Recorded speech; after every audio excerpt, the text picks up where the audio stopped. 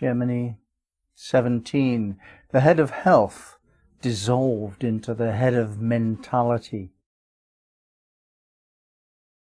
Well, the head of mentality is rational, thinks things through, considers implications, long-term implications, considers other people, thinks things through, develops a certain wisdom.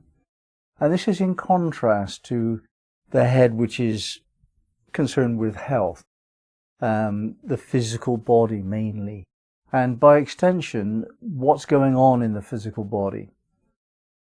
If we consider how a baby must be, a baby has its own physicality, and that's the first experience it knows about, and concerns itself with what feels good. In other words, the physical body registering sensory data gives the baby its motivation.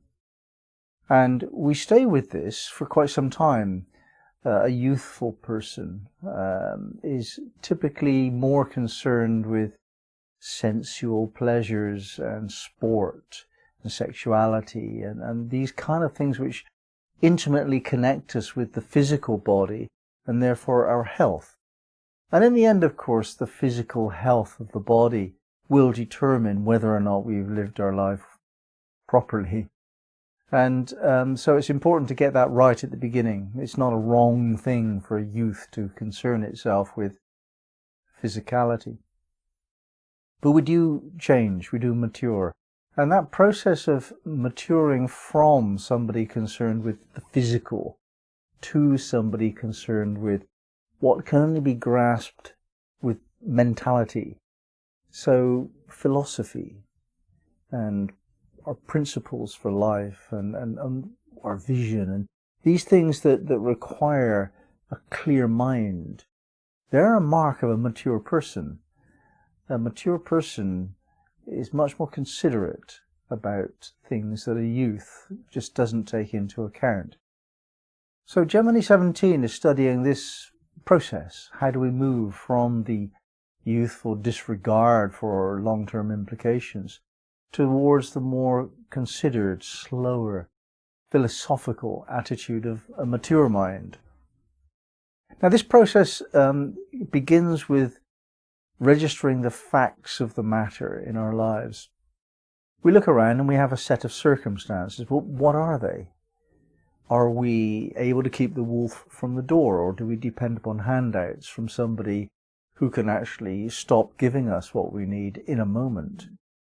How robust is our ability to live and put food on the table and keep a roof over the head and wear the clothes that we need? And, can we do that? And it's a big job for a youth to move from being dependent upon parents to becoming independent in all ways, physical. It's a really big deal.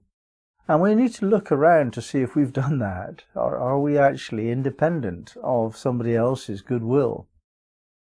If you're in a partnership, then to some extent there's a dependency implied there. But if that's a reasonable contract, both of you are dependent upon the other, that's like a partnership, that's a working arrangement, that's fine. And should that come to an end, if you know full well that you can do it alone if you need to, then of course there's no problem.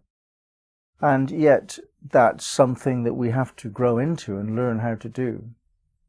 Another thing we do need to learn about is that the imagination is all and everything. What goes on in the mind, the perception of reality, the creation of a future, this comes from our imagination. And the imagination is trained by our stories.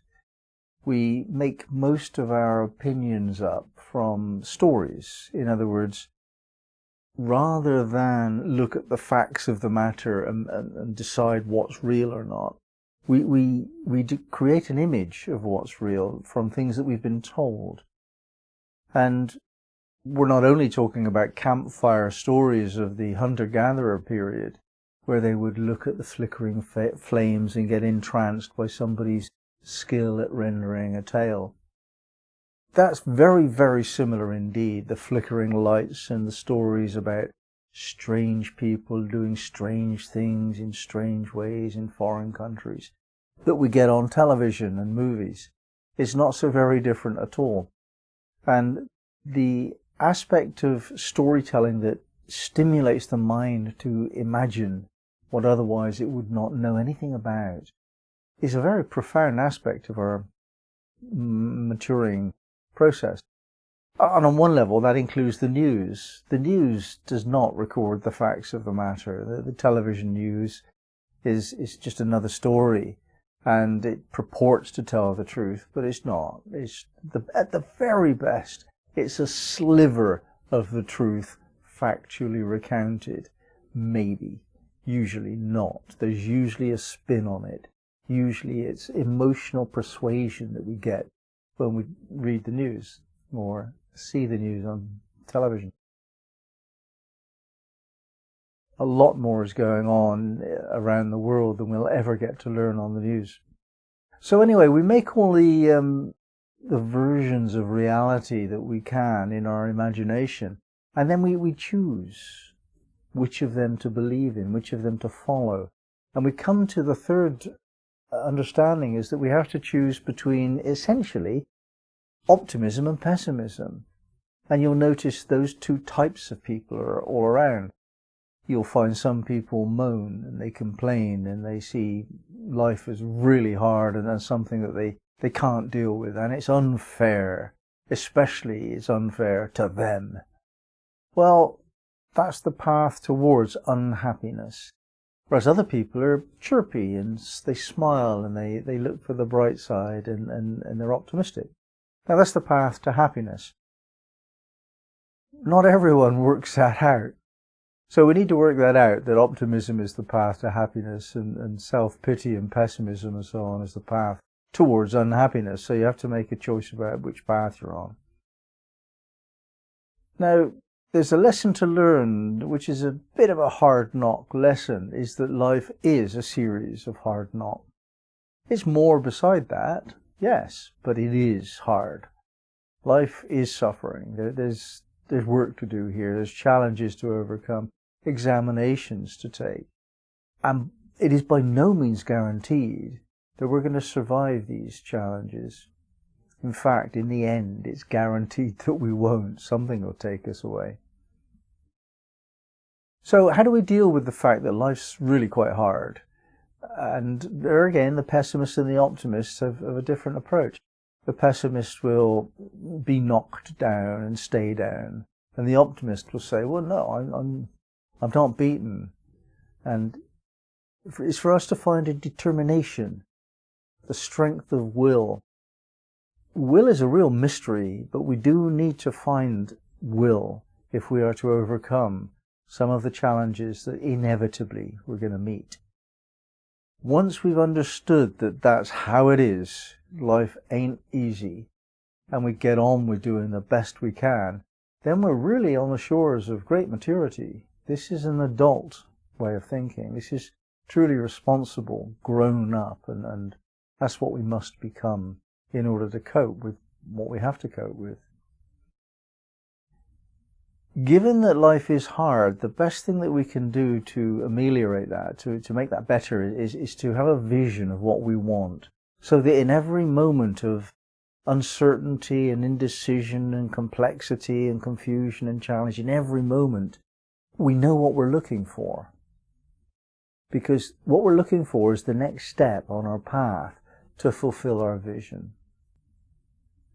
Now, as this process continues, we come to understand that the goals that we have set,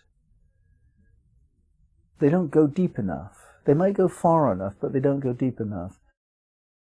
We constantly expand our horizon of being, and we go further and further. So we might have a goal, an ambition to reach that level, that title at work, or that amount of money in the bank, or that number of bedrooms in our house. That might be what the vision has been. But when we actually get there, it's just like, oh, that's not quite enough. We always want a little bit more. And as long as we're looking in the same type of direction, like further and further, more and more, we're not getting the point. The point is we want a deepening experience. And this is the only way that we'll ever uncover the meaning of life. Even to find within yourself that that is the major question is a wonderful achievement. If you've come to understand that there's nothing more important than to discover the meaning of life, congratulations, well done, and that's good. Not many people get to that stage.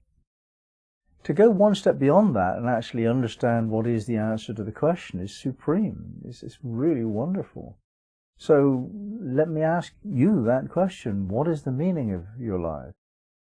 Assuredly, it's not for me to tell you that, or anyone else, or any book, or anything else. The meaning of life is for you to discover. And in one sense, the meaning of life is to find the meaning of life. This inevitably will include a spiritual dimension. It doesn't have to be this god by that name or that goddess or whatever, but it does have to be something which is sacred to you. If you don't find sacredness, then you haven't actually discovered how deep life can get. Sacredness is a gate, a doorway towards a deeper experience of all that is. And sacredness is not just a word or series of beliefs. It's a way of being. It's an attitude of consciousness. It's a state. It has a profound effect upon the heart, the soul, and the mind to enact sacredness. So to learn how to be sacred and how to demonstrate your sacredness becomes the mark of an extraordinarily mature person. Beyond this level, our species doesn't really go very far beyond this level. But there is a state that we theoretically could get to. Let's call it the highly evolved being. And this is the highest aspiration for any sincere seeker, is to become such a person. Where everything you do takes into account whoever is around you. So you're ultimately incredibly considerate. And also the long-term implications, not only measured in months and years, but really, is this ecologically sustainable? What I'm doing right now. And to take your interactions with everyone you meet, to a level of sacred respect, that you treat everything with the same level of respect, and you have no selfishness whatever. You have no sense at all of being more important, or indeed less important than any other person. And you live in the constant awareness of the spirit of sacredness, the spirit of divine dispensation, that we have life. Life is a tremendous gift, and we remember that all the time. Then we've reached that level of a mature, philosophical, sacred spirituality. Then we've moved entirely away from the youth and folly of the youth towards the wise old elder, the spiritual guide, the one who knows.